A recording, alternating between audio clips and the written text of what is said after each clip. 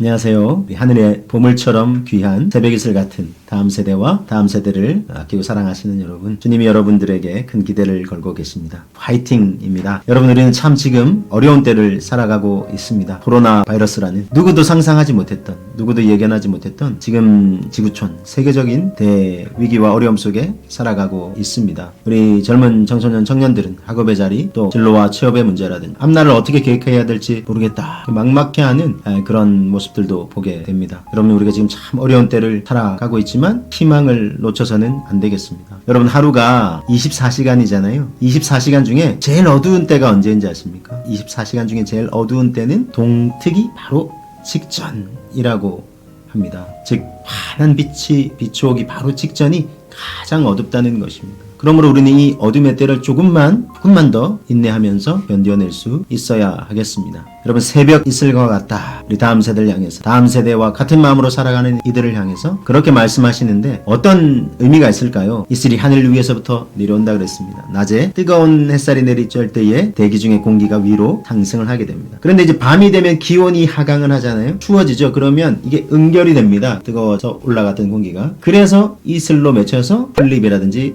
이 만물 위에 촉촉히 적셔지게 되는 것입니다. 하늘 위에서부터 내려와서 만물에게 생명력을 공급하는데, 근데 또 중요한 거 놓쳐서는 안 되는 것 한 가지는 밤에 내린다는 것입니다. 깊은 밤의 새벽녘에 우리가 아침에 일어나서 풀잎을 볼 때 맺혀있는 이슬은 밤중에 내리는 것입니다. 민수기 11장 9절 말씀에 이슬이 이스라엘 백성 진영에 내릴 때에 밤에 만나도 함께 내렸더라. 그럼 아침에 일어나서 만나를 먹는데 나가보니까 만나뿐만 아니라 이슬도 맺혀있는 거예요. 근데 언제요? 밤에 내려서 맺혀있는 것입니다.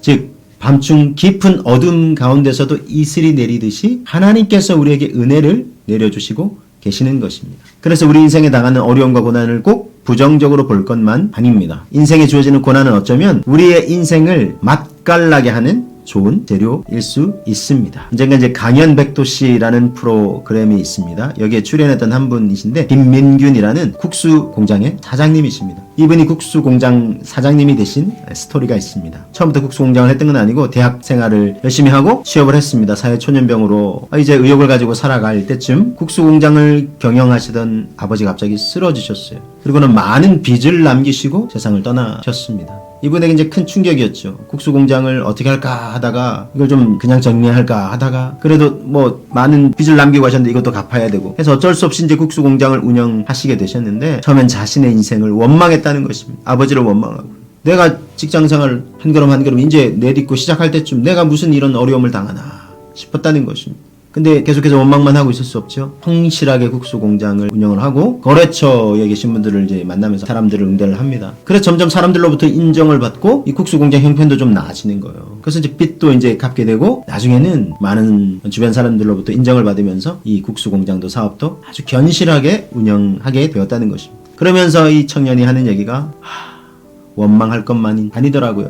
고난이 내게 유익함이 되었습니다. 이렇게 고백을 하고 있습니다. 여러분, 우리 인생에 주어지는 고난과 어려움, 우리를 유익하게 하는 좋은 재료가 될 수 있습니다. 욥도 얼마나 많은 어려움과 고난을 당했습니까? 자신의 인생을 참 한탄하고 태어난 생일을 저주하기까지 했지만 하나님을 원망하지 않으려고 부단히 몸부림쳤습니다. 욥기 29장 19절에 이런 고백을 해요. 내 가지에 밤에 이슬이 다 머물다 갈 것이다. 이걸 이제 자기 인생을 나무 가지에 이제 비유를 하고 이슬이 밤에 내려와서 머물다 간다. 이슬이 밤에 내린다. 이 고백을 하고 있죠. 그래서 여러분, 자신의 인생을 참 이렇게 어둡고 절망적으로 이렇게 한탄하는 것 같지만 그러나 욥은 또 이런 고백도 드리고 있죠. 오직 그가 나의 가는 길을 아시나니 그가 나를 단련하신 후에는 내가 정금같이 순금같이 되어 나오리라. 이 고백을 드리고 있습니다. 다윗도요 시편 119편에서 고난당한 것이 내게 유익이라. 이 고백을 드리고 있어요. 자, 다윗의 고백이다 소개해드렸는데 다윗도 참 많은 어려움과 고난을 당했습니다. 왕이 될 것이라고 이제 소년 시절에 이제 기름 부음을 받았습니다. 전쟁터에 나가서 이스라엘 군대를 두렵게 떨게 만드는 하나님의 이름을 모욕하는 골리앗 장수를 쓰러뜨리고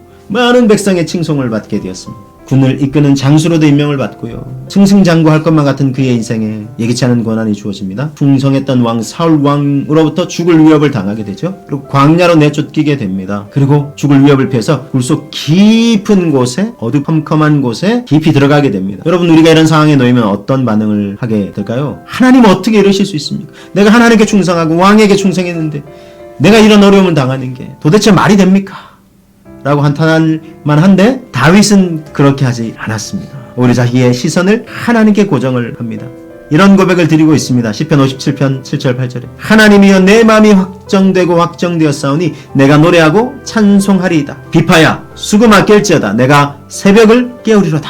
내 마음은 하나님께 정했습니다. 지금 사울왕이 하나님을 대리해서 이스라엘 백성을 통치하라고 하셨는데 그 사명을 망각하고 저렇게 참 안타까운 상황 속에 놓여 있는데 하나님 저를 왕으로 세우신다는 약속 이루시면 이 역사의 어두운 새벽을 깨우겠습니다. 무릇 주의 인자는 커서 하늘에 미치며 주의 영광은 궁창에 하늘에 일어나이다. 주의 이름이 온 세계 위에 높아지기를 원하나이다. 새로운 비전을 품고 그것을 찬송하고 감사로 고백하고 있습니다. 여러분 우리도 어려움의 때에 원망불평하기보다 감사 찬송하기로 선택할 수 있으면 좋지 않을까요? 바울과 실라가 복음을 전하다가 억울하게 감옥에 갇혔습니다. 쇠고랑 팔과 다리에 다 이렇게 메어져 있는데 바울과 실라는 그날 밤에 하나님께 찬송하고 기도합니다. 감사의 고백을 올려드립니다. 그럴 때 놀라운 일이 일어났습니다. 땅이 흔들리고 진동하고 옥문이 열리고 묶여있던 쇠고랑이 다 풀려지는 역사가 일어났습니다. 깜짝 놀란 간수가 죄수들이 다 풀려났으니까 나는 이제 큰일 났다. 자결하려고 하자 멈추시오 한 다음에 죄수가 묻습니다. 내가 어찌하여 구원을 얻겠습니까? 주 예수를 믿으라. 그리하면 너와 너의 집이 구원을 얻으리라. 그 간수와 간수의 집이 구원을 받는 놀라운 일이 일어나게 되었습니다. 여러분 우리의 인생에 주어지는 고난에 우리가 어떻게 반응해야 하겠습니까? 원망불평이 아니라 감사 찬송할 수 있기를 원하고 또 한 가지 우리가 되새겨야 될 교훈은 고난을 견딜 수 있는 내면의 힘을 기르자는 것입니다. 외면의 힘만이 아닙니다. 근육만이 아닙니다. 여러분 내면의 근육도 단련해야 되는 것입니다. 내면의 우리 마음과 영혼도 어려움의 때를 견딜 수 있도록 단련을 해야 한다는 것입니다. 그러기 위해서는 계속해서 우리가 원망이 아니라 감사 찬송하기로 선택할 수 있어야 하겠습니다. 다윗의 고백처럼 하나님이 약속을 이루실 때 내가 주의 이름을 온전히 높여드리겠습니다 라는 고백을 드리는 하나님의 사람들이 될 수 있어야 하지 않겠습니까? 새벽 이슬 같은 주의 청소년, 청년인 우리에게 다음 세대에게 하나님은 그것을 기대하고 계십니다. 더 테너 리리고 핀토라는 영화가 있습니다. 우리나라 영화인데요. 우리나라에서 제작한 영화인데 실제 주인공인 배재철 씨와 관련된 이야기입니다. 이분이 어떤 분이냐면 성악가 테너입니다. 2003년에 타임즈로부터 100년에 한 번 나올까 말까 한 아름다운 목소리를 지녔다. 최고의 목소리를 지녔다라고 평가를 받았고요. 이태리에서 유학을 하면서 그곳에서 인정을 받았습니다. 세계적인 테너로 자리 잡을 때쯤 2005년에 갑자기 암 선고를 받게 되었습니다. 그리고는 이제 암을 제거하기 위한 수술을 받는데 그만 수술이 잘못되어서 오른쪽 성대가 손상됩니다. 그래서 목소리가 나오지 않아요. 그래서 절망의 나날을 보내고 있었습니다. 하루아침에 세계적인 테너에서 목소리가 나오지 않으니 얼마나 절망했겠습니까? 그러다가 목소리 재건 수술이 있다라는 이야기를 듣게 되었습니다. 그래서 목소리 재건 수술을 받게 됩니다. 수술대에 누워서 자신의 지나온 삶을 돌아봅니다. 하나님을 한테 찬양하고 높이게 됐던 자신의 삶이었는데 어느새 너무 사람들의 칭송을 받으면서 하나님을 높여드리지 못했던 자신을 발견하고 회개합니다. 그리고 하나님 목소리가 조금이라도 회복이 된다면 다시 주님의 이름을 높여드리겠습니다 라고 고백을 합니다. 성대 재건 수술을 받고 나서 의사가 이제 마취가 풀린 다음에 말을 한번 해보십시오 라고 했을 때 이분은 바로 이런 고백을 드립니다. 주 하나님 지으신 모든 세계 내 마음속에 그리어볼 때 여러분 아시죠? 주님의 높고 위대하심을 내 영혼이 찬양하네. 이 찬송을 고백했습니다. 그러면서 고백합니다. 내가 수많은 사람들의 칭송을 받고 인기를 많이 누릴 때 그때가 행복했던 것이 아니라 지금이 가장 행복합니다. 하나님의 이름을 높여드릴 수 있어요. 얼마나 감사하고 행복한지 모릅니다. 여러분 고난과 어려움은 우리가 잘 견뎌내면 우리의 믿음도 성숙하고 우리가 더욱 성장하게 되고 하나님의 이름을 온전히 높여드릴 수 있는 사람으로 빚어질 수 있는 좋은 재료가 되는 것입니다. 그러므로 여러분 이 어려운 때를 다시 한번 믿음으로 살아가기로 선택하고 우리 마음을 하나님께 정하고 고난이 우리 인생을 맛깔나게 하는 좋은 재료가 될 수 있음을 믿고 또 그것을 견딜 수 있는 내면의 힘을 기르면서 주님이 우리에게 주신 꿈과 약속을 이루실 것을 기대하고 새 노래로 그분을 찬양하며 높여드리기로 결단하는 우리 모두가 되시기를 주님의 이름으로 축복합니다. 감사합니다.